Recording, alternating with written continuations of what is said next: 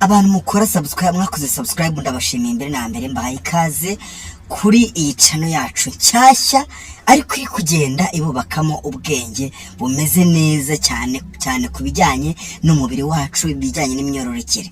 Uyu munsi tugiye kuvuga ku kintu kijyanye no kwitawaza mu mwanya w'ibanga, mu gihe urangije gukora imibonano cyangwa se mu buzima busanzwe witawaza gute. Ese infection zibaho ntago ari wowe uzitera? Kuko hari igihe umuntu ataka infection buri gihe infection wareba ugasanga uwo muntu ni ubyigiriramo uruhare. Ese wigeze wumva benshi bavuga ko kwitawaza mu gitsina mw'imbere ari isuku nziza cyane? Cyangwa nawe uri mu bantu babikora wibwira ko ari ukwirinda indwara? Ukuri gutangaje nuko icyo utekereza ko ari isuku ikomeye. Uyu mwanya ndakwereka ko gishobora kuba ari cyo gitera ibibazo byinshi mu gitsina cyawe utabizi neza rwose utabizi. Mu myaka myinshi ishize abaganga n'abashakashatsi batangiye kubona ko abantu benshi cyane abagore bahoraga bagira infection zigenda zigaruka umunota ku wundi cyangwa umunsi ku wundi, zagenda zikongera zikagaruka. Kabone nubwo babaga bakora isuku cyane kurusha ahandi, bakukora mu mwanya w'ibanga kurusha ahandi, byatumye habaho ubushakashatsi bwimbitse. Nyuma ibisubizo byabwo bitangaza abantu benshi kugeza n'uyu munsi, nawe bishobora kuza kugutangaza. Muri iki kiganiro ugiye kumenya impamvu nyayo kwitawaza mu gitsina byabujijwe. Uraza kumenya none itandukaniro riri hagati ya istinija n'ikorwa ribi ryo kwinjiza amazi imbere mu gitsina. Nanone uraza kumenya n'uburyo bwiza bwo kwitawaza cyangwa kwita ku isuku yawe utishyize mu bibazo bya infection, mu bibazo byo kuba komere kuri mu gikorwa cy'imibonano. Mu myaka y'igihumbi kimwe magana cyenda mirongo itatu kugeza mu gihumbi kimwe magana cyenda mirongo itanu abaganga batangiye kubona ikibazo cy'abantu bahoranaga infection zitajya zirangira. Ariko ibintu byasobanutse neza cyane mu myaka y'igihumbi kimwe magana cyenda mirongo inani ubwo umuganga witwaga Dr. Walter Stam yakoze ubushakashatsi ku ndwara zo mu myanya ndangagitsina. Hanyuma amaze kubukora yagaragaje ko abantu benshi bakoraga ibyo bita douching, cyangwa kwinjiza amazi cyangwa imiti imbere mu gitsina, bari bafite ibyago byinshi byo kugira infection kurusha abatarigeraga bitawaza muri ubwo buryo.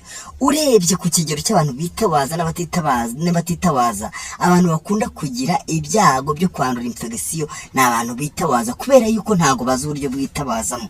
Ariko muri uyu mwanya urakomeza uraza kumva uburyo ugomba kujya witawaza nimba uri umukobwa cyangwa se ukaba uri nyine igitsina gore mu rusange. Mu mwaka w'igihumbi kimwe magana cyenda mirongo inani na gatatu ubundi bushakashatsi bwahise busohoka, buhita busohoka bwerekana ko ibi bishobora kwangiza uburinganire karemano bw'igitsina naturere, hakubiyemo ububobere ndetse kandi n'icyo twakita umwimerere bwo kuryoherwa n'imibonano mu gihe muri mu gikorwa cyo guhuza urugwiro, ndetse n'ubundi bwirinzi bwo mu gikorwa cyo guhuza urugwiro umubonano. Hano rero itondera iki kintu nshuti yanjye, ntugomba kubyitiranya na istinija. Istinija ubundi ni iki? Istinija ni isuku ikorwa nyuma yo kujya mu bwiherero ugakoresha amazi cyangwa impapuro. Ubwo ni uburyo busanzwe, cyangwa se gukarabya umwanya wawe w'ibanga ku bwinjiro bwawo inyuma gusa utagiyemo imbere. Ntabwo ari ukwinjiza amazi mw'imbere ngo ukarabye bya nyabyo nkaho haba harimo umwanda. Gukoresha imiti mu gitsina cyangwa se gushaka kugisukura cyane bihambaye mw'imbere. Ni nk'uko umuntu akaraba intoki avuye mu bwiherero bisanzwe kandi mu buryo bufite akamaro. Turabizi twese ko bifite akamaro. Cyangwa se no kwitawaza ntago wagombye kubigira intambara. Ugomba kwitawaza ariko ntubigire intambara. Dore rero impamvu eshatu z'ingenzi zituma kwitawaza imbere bikubera bibi kurushaho mw'imbere mu mwanya w'ibanga. Impamvu ya mbere ni uko ubusanzwe igitsina gifitemo uburyo karemano bwo kwisukura cyo ubwacyo.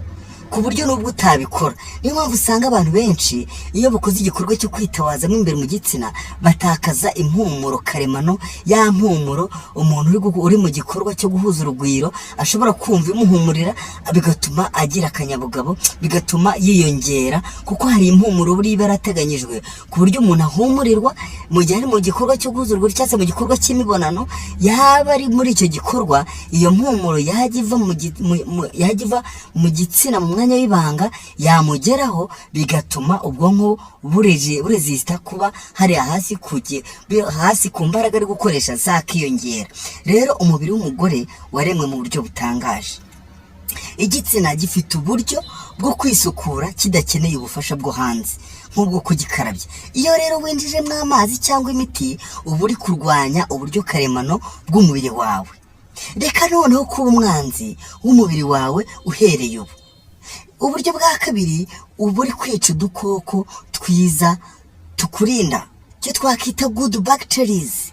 Mu gitsina habamo udukoko twiza, bacteria nziza, turinda indwara kandi tugafasha uburinganire bwaho, ububobere, uburyo bw'uburyohe mu gihe cy'imibonano, ku buryo byose biba biringaniye. Rero iyo witawajemo imbere, utwo dukoko turasohoka cyangwa tugapfa, ugasigara utagira ubwirinzi. Ni nko gusenya urugo rw'abakurinda ugasigara wenyine.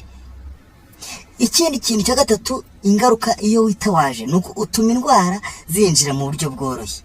Iyo ubwirinzi bwangiritse, indwara zibona aho zinjirira vuba.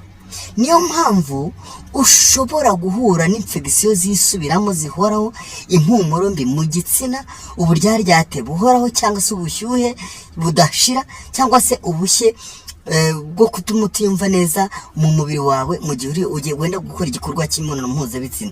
Hari igihe usanga bamwe batagira ubushyuhe bw'imibonano mpuzabitsina ku buryo kuyumva gukora imibonano mpuzabitsina ari ibisanzwe, nta bintu birenze, akumva atanabikeneye cyane. Kubera iki? Kubera kwitawazamo imbere. Ntabwo ugomba kwitawazamo imbere mu gitsina mu mwanya w'ibanga. Icyo ndagira ngo mu cyumve. Ingaruka rero ni izihe? Ubushakashatsi bwerekanye ko kwitawaza imbere bishobora gutera infection zisubiramo, impumuro mbi, kuribwa no kubyimba, no kugabanya ububobere karemano, ndetse no kugira ingaruka ku myororokere. Uburyo bwiza rero bwo kwita ku isuku, icyiza wakibaza uti niki? Icyiza ni ugukaraba inyuma gusa ku mwinjiro, ariko ntujyemo imbere, gukoresha amazi meza, kwirinda gushyira ibintu imbere mu gitsina cyawe. Wibuke ko umubiri wawe uremwe mu buryo bwo kwisukura, ntabwo ukeneye ko uwufasha ibintu mu buryo burenze. Noneho rero icyo twese dukwiriye kumenya ni iki: ntabwo buri suku ari nziza ku mubiri. Hari n'igihe gukaraba bidakenewe buri kanya. Ubushakashatsi bwagaragaje ko atari byiza koga buri kanya, kubera ko n'umuntu ashobora kuvuga ngo ngiye koga mu gitondo, noge saa 3, noge saa 6, noge saa 8, niyuhagira nimugoroba. Burya bigira ingaruka ku mubiri. Hari ibyo twibwira ko bidufasha, ariko mu by'ukuri bikaduteza ibibazo bikomeye. Uhereye uyu munsi, fata icyemezo cyo kwita ku mubiri wawe mu buryo bwiza. Niba hari ikintu gishya wungutse uyu munsi, andika ijambo muri komenti uti nabimenye muri komenti. Ukande like, ukande subscribe kuri Ndanyuzwe TV5 kugira ngo ukomeze kubona inyigisho zigufasha kubaho neza, ufata umubiri wawe neza, ndetse kandi n'amarangamutima yawe uyafata neza. Ndabashimira abantu mwese mukomeza kudukurikira, n'abantu mukomeza gukora subscribe. Nawe ntugende udakoze subscribe. Bye.